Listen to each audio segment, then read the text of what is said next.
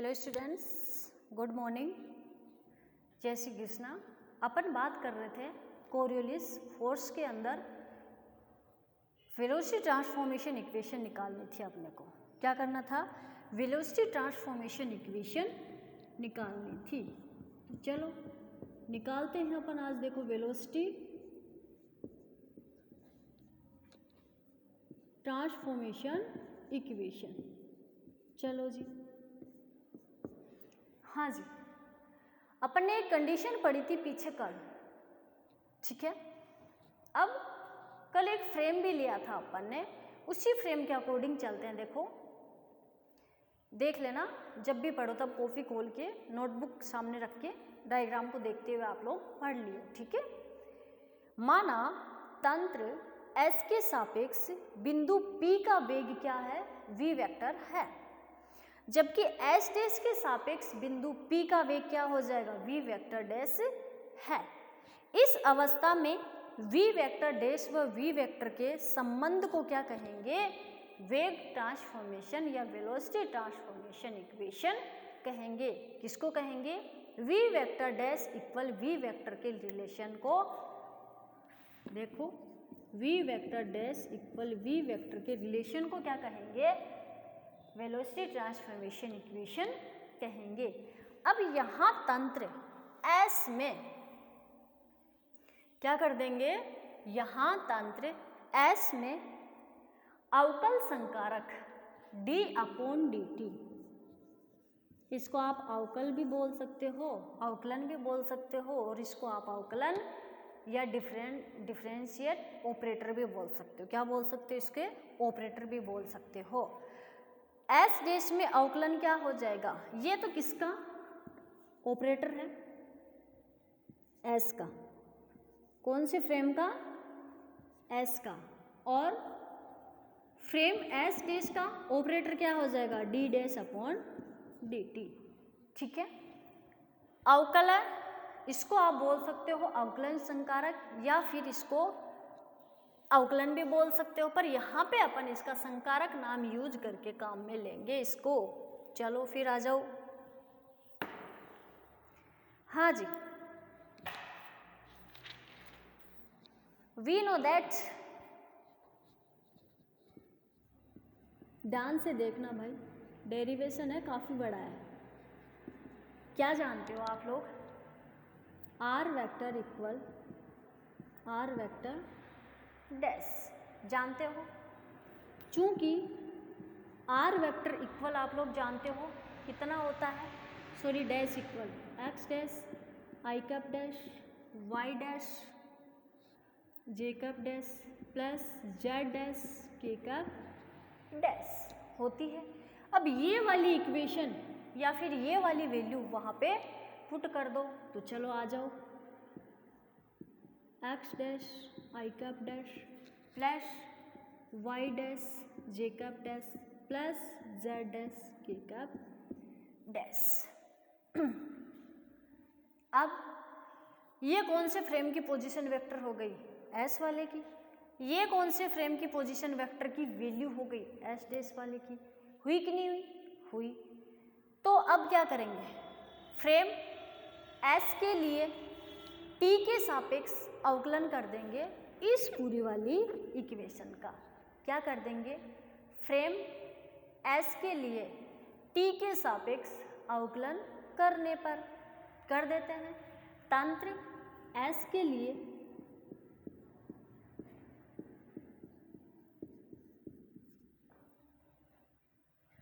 T के सापेक्ष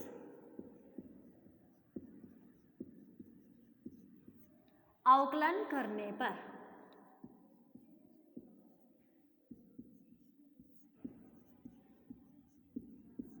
आ जाओ जी, कर देते हैं अपन अवकलन। तो D are vector upon D T equal D upon D T X dash I cap dash plus Y dash J cap dash plus Z dash के कैप डैश। क्लियर है?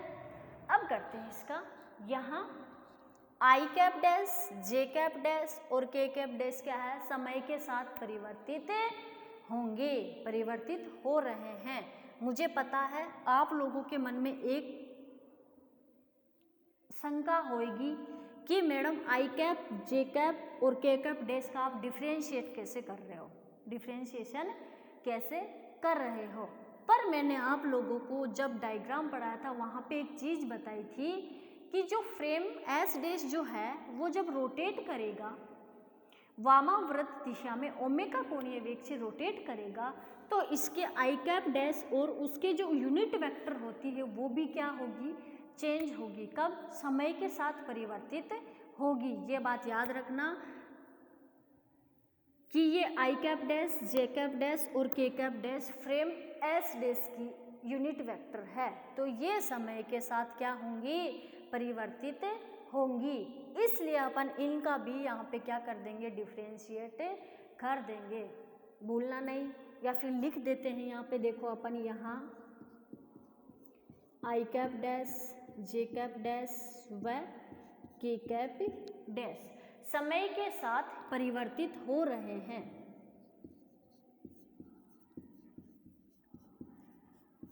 समय के साथ परिवर्तित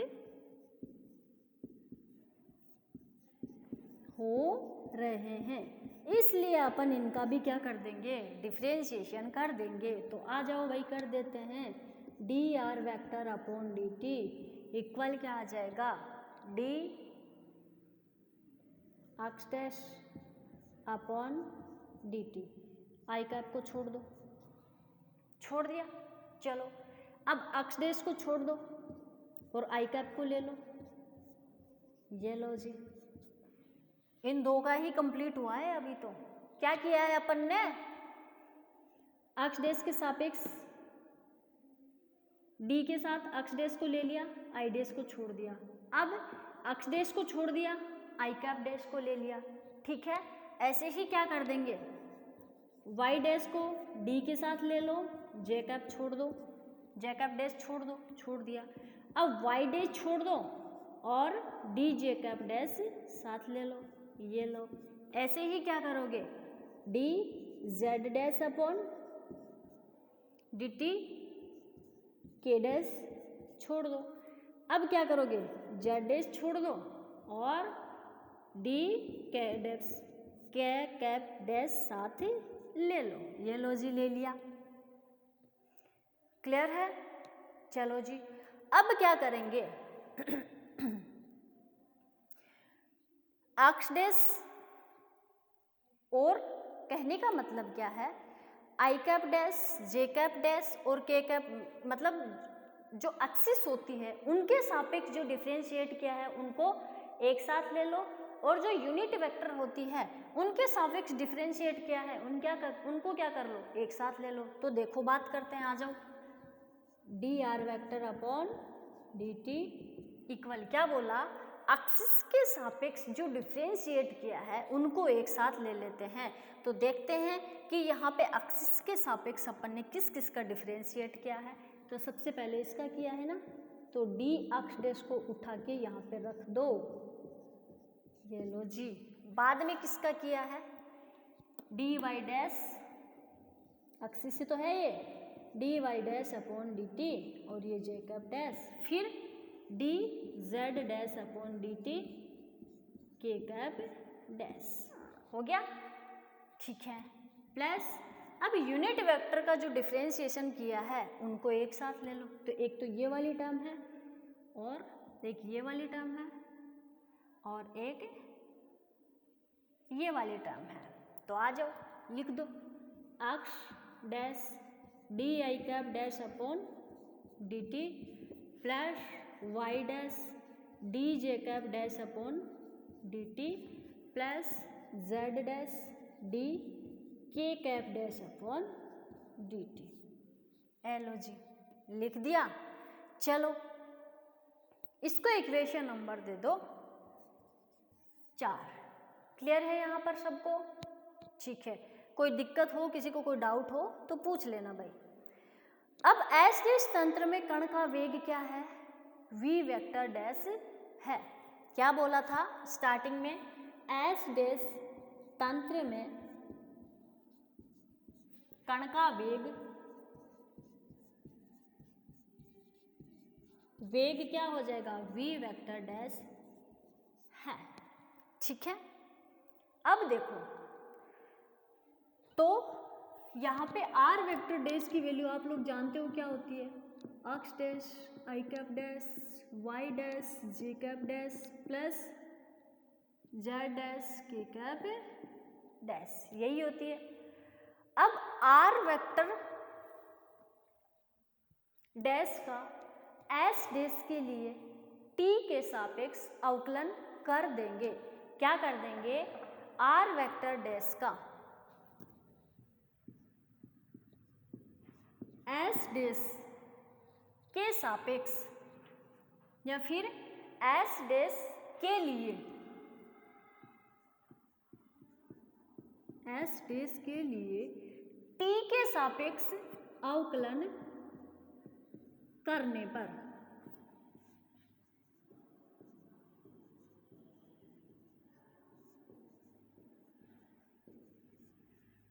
चलो जी, यहाँ पे तो देखो क्या कंडीशन थी अपने पास, ध्यान से देखना। r वेक्टर जो था वो फ्रेम s का था और r वेक्टर के इक्वल में जो वैल्यू थी वो किसकी थी, s डैश की थी। तो तंत्र दोनों अलग अलग हुए कि नहीं हुए, हो गए। इसलिए अगर जब अपन ने यहाँ पे s के लिए t के सापेक्ष अवकलन किया था तो ये वाली पूरी टर्म आई थी। अब ये कंडीशन का क्या बोल रही है, देखो यहाँ पे ये दोनों ही डैश डैश यानी कि s डैश के हो गए। तो r वेक्टर डैश डैश, ध्यान से सुनना, r वेक्टर डैश का s डैश के लिए t के सापेक्ष अवकलन करने पर, तो जब इसका अवकलन करोगे तो क्या आ जाएगा, dr vector dash dt vector. ठीक है, तो क्या हो जाएगा d, अच्छा जी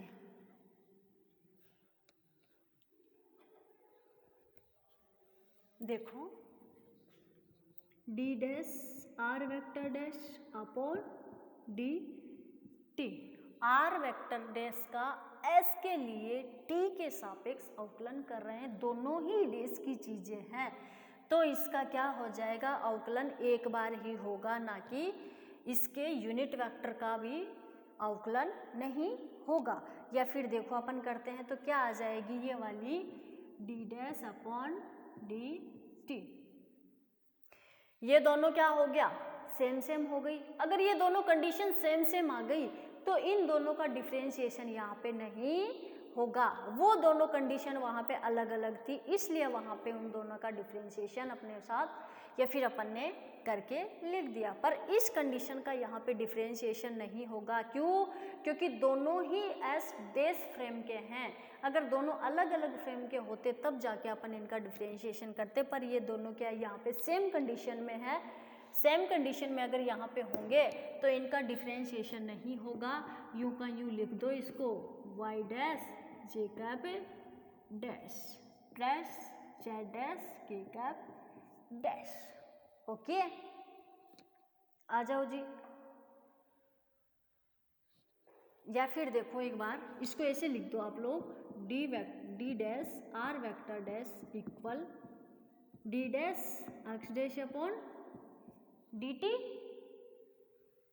आई cap dash plus D dash Y dash upon D T J cap dash plus D dash Z dash upon D T K cap dash.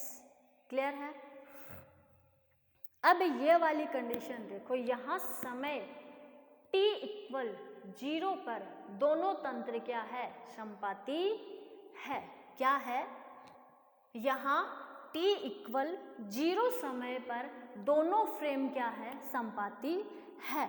तो इस अवस्था में d dash t equal d upon t रख सकते हैं क्या? देखो यहाँ समय t इक्वल 0 पर दोनों तंत्र क्या है, पीछे पढ़ा था अपन ने, t इक्वल 0 समय पर दोनों तंत्र क्या थे, संपाती थे कि नहीं थे, संपाती है। तो d dash upon dt equal अपन d अपॉन dt रख सकते हैं। अगर संपाती है तो इसकी जगह ये वैल्यू भी रख सकते हैं, इसकी जगह ये वैल्यू भी रख सकते हैं, इसकी जगह ये वैल्यू भी रख सकते हैं।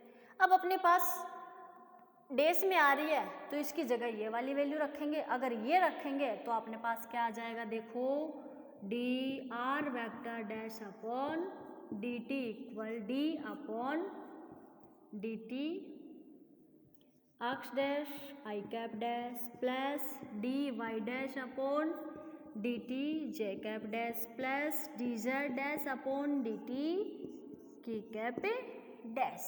ये वैल्यू अपने पास यहाँ पे आई जब अपन ने ये कंडीशन यहाँ पे लगाई। ठीक है, अब आप लोग जानते हो, सॉरी ये तो यूं का यूं ही रहेगा, देखो अब क्या करते हो आप लोग जानते हो, क्या जानते हो कि D dash R vector dash upon D dash D T equal क्या होता है, वी वेक्टर डैश होता है कि नहीं होता है, होता है। तो क्या अपन यहाँ पे इस वाली वैल्यू को ये पुट कर सकते हैं, वी वेक्टर डैश इक्वल क्या हो जाएगा, D x dash upon D T I cap dash plus D Y dash upon D T J cap dash plus D Z dash upon D T K cap dash. ठीक है, यहाँ तक अगर किसी को कोई दिक्कत हो तो पूछ सकते हो आप लोग। चलो जी, क्लियर है यहाँ तक सबको? हाँ जी। अब बात करते हैं तंत्र एस डैश जो था वो ओमेगा नियत वेग से गति कर रहा था, गति कर रहा था कि नहीं कर रहा था। मैंने वहाँ पे ओमेगा कोणीय वेग बोला था, पर वहाँ पे वो जो ओमेगा है वो नियत कोणीय वेग से गति कर रहा है, वहाँ पे क्या कर रहा है, नियत कोणीय वेग से गति कर रहा है। अगर नियत कोणीय वेग से गति करता है तो देखो ये इक्वेशन हटा तो दी, अपने को काम में बहुत आएगी अब ये। चलो देखते हैं आगे जो भी होता है। कोणीय वेग से वामाव्रत दिशा में गति कर रहा है, तो आई कैप डैश जे कैप डैश और के कैप डैश क्या थे, कोणीय वेग से वो भी गति करेंगे जो समय के साथ परिवर्तित हो रहे थे। तो माना R vector, capital R vector एक ऐसा सदिश है जिसका परिमाण 1 हो। क्या है, आर वेक्टर एक ऐसा सदिश है जिसका परिमाण क्या है, 1 है। तो क्या अपन इसको ऐसे लिख सकते हैं, एक फॉर्मूला आता है, देखो बात की थी अपन ने, एस डैश फ्रेम जो है वो वामाव्रत ओमेगा नियत कोणीय वेग से घूमता है। ठीक है, तो एक कंडीशन यहाँ पे बनती है, क्या, मान के चलते हैं, देखो माना आर वेक्टर एक ऐसा सदिश है, कैपिटल आर वेक्टर है भाई, एक ऐसा सदिश है जिसका परिमाण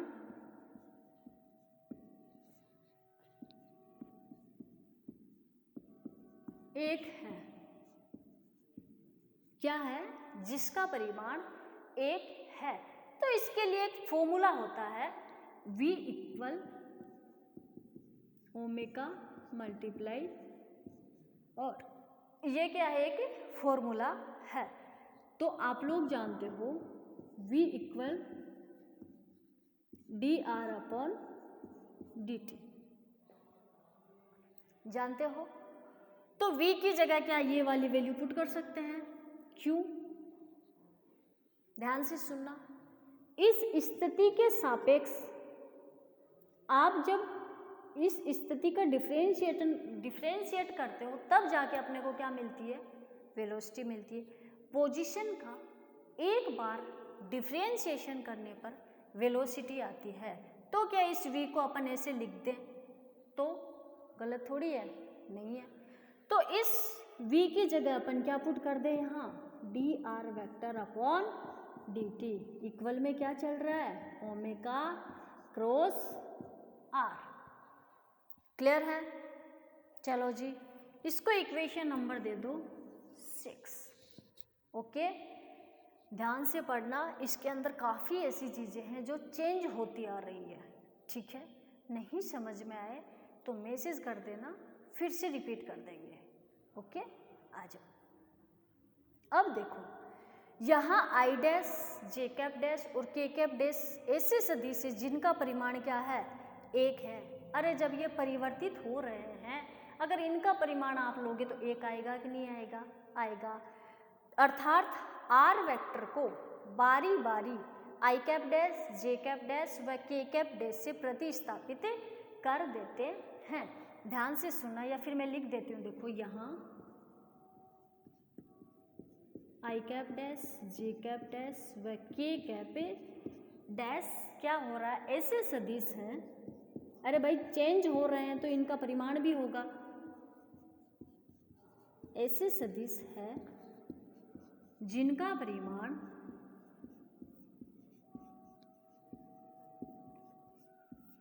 1 है। ठीक है, यहाँ इसका परिमाण भी 1 है और यहाँ इसका परिमाण भी 1 है। तो क्या इस आर वेक्टर को अपन इनके साथ बारी बारी प्रतिस्थापित कर दें? तो चलो कर देते हैं। तो यहाँ आर वेक्टर को आई कैप डैश, जे कैप डैश व के कैप डैश से बारी बारी प्रतिस्थापित करने पर,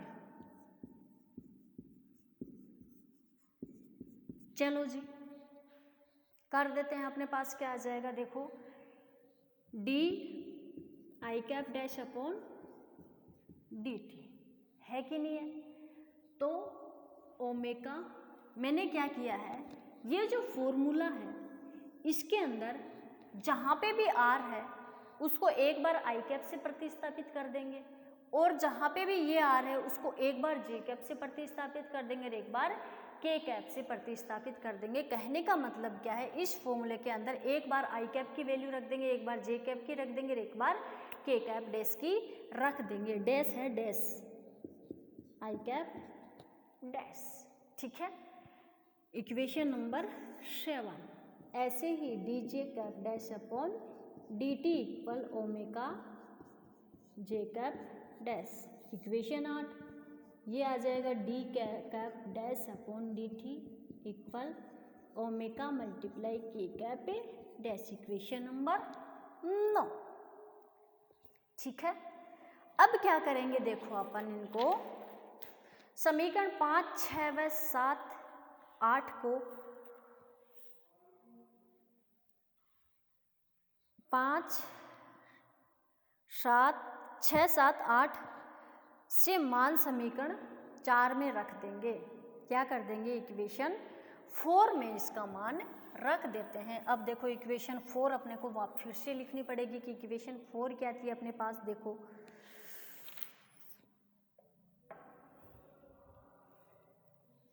चलो जी, इनको हटा दो यहाँ से एक बार। इक्वेशन 4 क्या थी, D are vector upon D T equal D x dash upon D T I cap dash plus D Y dash upon D T J cap dash plus D Z dash upon D T K cap dash थी। अच्छा जी, ये क्या था, D आई cap dash upon D T X dash plus, या फिर इसको ऐसे लिखो, देखो रिप्लेस मत करो, जैसे इक्वेशन बन रही है अपनी, एक्स डैश डी आई cap dash plus upon D t upon j y dash d j cap dash upon D t plus Z dash d k cap dash upon D t. ये वाली equation थी ना अपने पास। तो चलो इसको क्या लिख दोगे आप लोग, यहाँ पे देखो हाँ जी, d are vector upon D t. इस वाली पूरी इक्वेशन को आपने कहीं पे वी वेक्टर माना था? इस वाली पूरी इक्वेशन को आपने पीछे देख लेना, कहीं वी वेक्टर माना था शायद इक्वेशन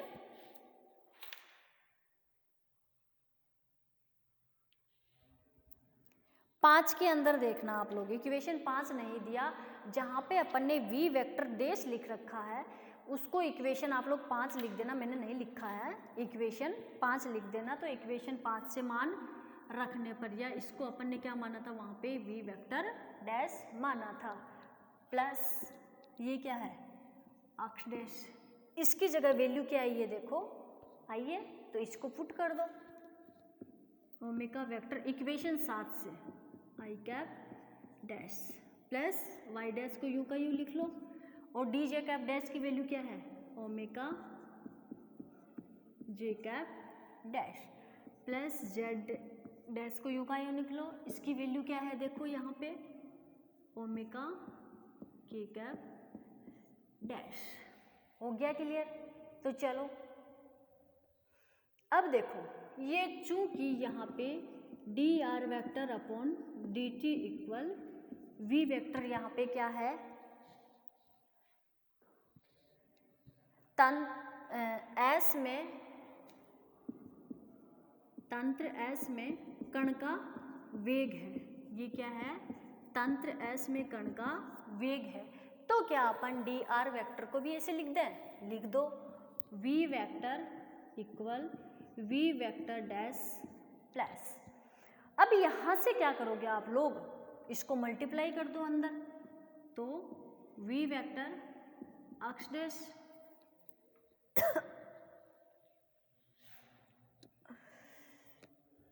ये जो देखो ओमेगा क्रॉस है, क्या है ये जो यहाँ पे ओमेगा क्रॉस है, इसको आप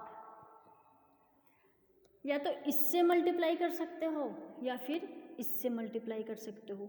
ये ओमेगा क्रॉस जो है ये इन दोनों राशियों से मल्टीप्लाई नहीं होगा, क्या ये जो ओमेगा वेक्टर है ये यहाँ पे ओनली एक राशि से मल्टीप्लाई होगा, या तो इससे कर सकते हो या फिर इससे कर सकते हो, यहाँ पे ये दोनों राशियों से मल्टीप्लाई नहीं होगा, ध्यान रखना ये बात।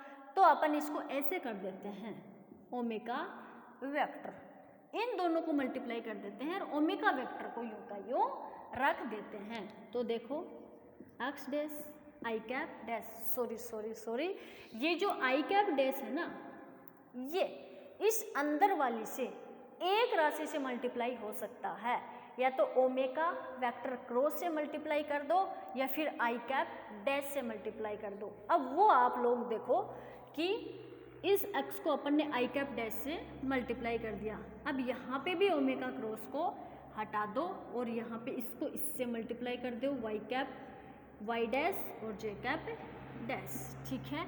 यहाँ पे भी इसको किससे मल्टीप्लाई कर दोगे, जेड डैश को के कैप डैश, ठीक है। अब क्या है omega cross omega cross omega cross, तीनों को क्या कर लो बाहर निकाल लो, तीनों में से एक ओमेगा क्रॉस को बाहर निकाल लो, प्लस ओमेगा क्रॉस क्रॉस साथ रखना, अंदर क्या बचा X dash I cap dash plus Y dash J cap dash plus Z dash के कैप डैश, और ये किसकी वैल्यू है आर वेक्टर डैश की वैल्यू है, तो पुट कर दो। देखो V vector equal V vector dash plus omega cross,